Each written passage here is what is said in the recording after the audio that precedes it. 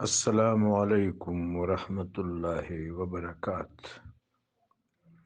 میرے آقا و مولا صلی اللہ علیہ وآلہ وبارک وسلم حرم شریف کے صحن میں ایک شخص سے مخاطب تھے اور اس کی شقاوت دور کرنے کی سعی بلیغ فرما رہے تھے۔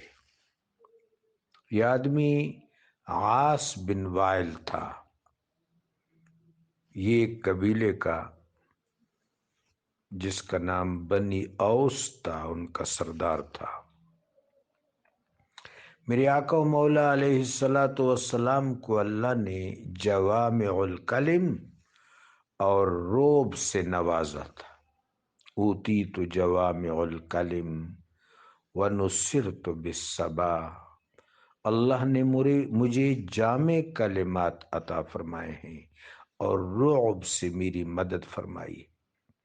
میرے آقا و مولا علیہ الصلاۃ والسلام گروہ سے بات کرتے تھے، جماعت سے بات کرتے تھے یا شخص سے بات کرتے تھے، آپ کی ہیبت ان پر طاری ہو جاتی تھی، آپ کا جلال ان کو اپنے تصرف میں لے لیتا تھا۔ انتہائی شقی، ضدی، سرکش اور باغی آدمی میرے آقا و مولا علیہ الصلاۃ والسلام کے حضور کھڑا ہو جاتا تھا، بات سنتا تھا۔ عاص بن وائل نے بھی بات سنی، پھر چلا گیا۔ قدر فاصلے پہ گیا تو ایک دوسرے شخص نے پوچھا کہ کن سے بات کر رہے تھے؟ تو عاص بن وائل نے شقاوت کی، کہا معاذ اللہ معاذ اللہ معاذ اللہ، میں ابتر سے بات کر رہا تھا۔ انہی دنوں سیدۃ النساء العالمین فاطمۃ الزہراء بدعۃ الرسول علیہ السلام اس دنیا میں رونق افروز ہوئی تھی، آپ کی ولادت باسعادت ہوئی تھی۔ اس شخص کے اس جملہ سے میرے آقا و مولا علیہ الصلاۃ والتحیۃ والسلام کو ملال ہوا۔ میرے آقا کا ملال خلق خدا کے لیے تھا، ذات کے لیے نہیں، اپنے خاندان کے لیے نہیں۔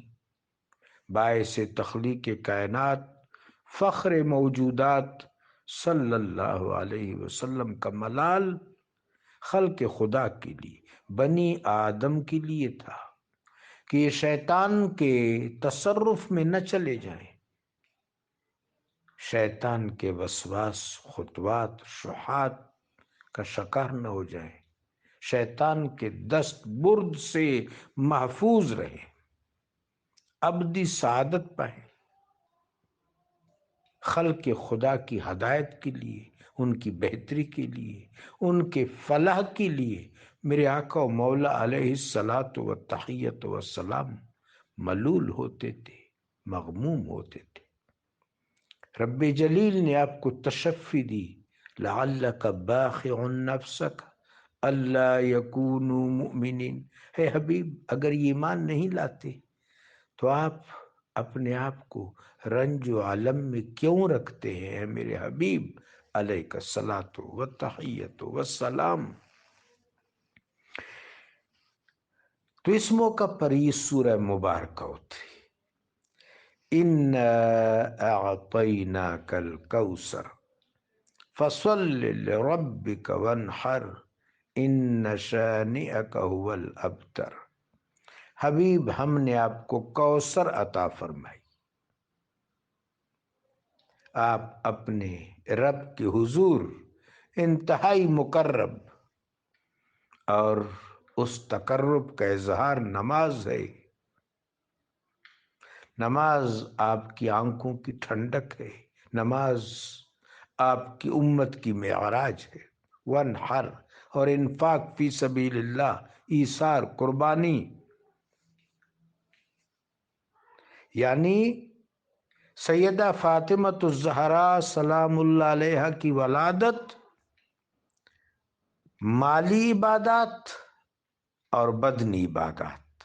یہ شکر ہے اس عظیم نعمت کا کہ مالی عبادت بھی اور بدنی عبادت بھی،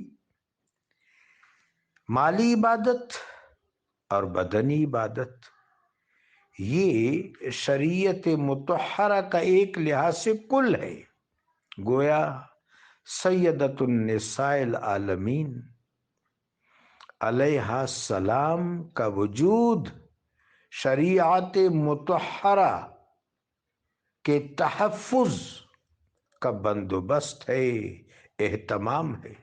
بعض اہل علم نے فصل سے مراد امام حسن علیہ السلام، ونحر سے مراد صاحب ایثار، صاحب قربانی، سبط الاسباط امام حسین علیہ السلام کو لیا۔ ان شانئک ھو الابتر۔ اب اس دین کی جتنی بھی دشمن ہوں گے وہ ابتر ہوں گے۔ یہ مجدہ جاں فضا ہے سیدۃ النساء العالمین علیہ السلام کی ولادت پر۔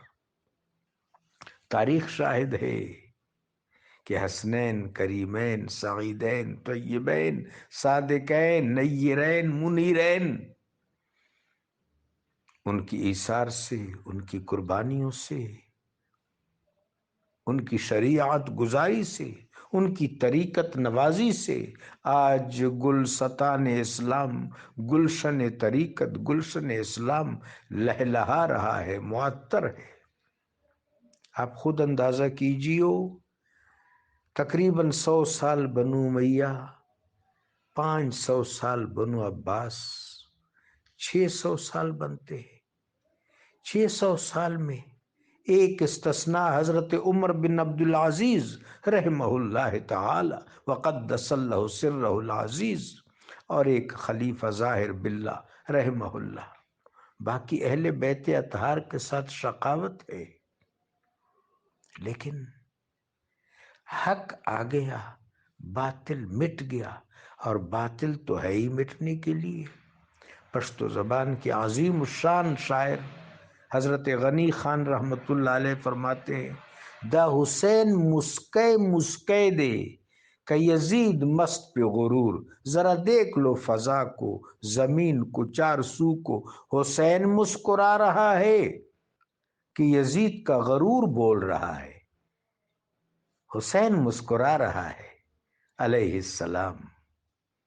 سیدہ فاطمۃ الزہرا سلام اللہ علیہا کی ولادت با سعادت، با کرامت تمام اہل مودت کو مبارک ہو۔ جزاکم اللہ۔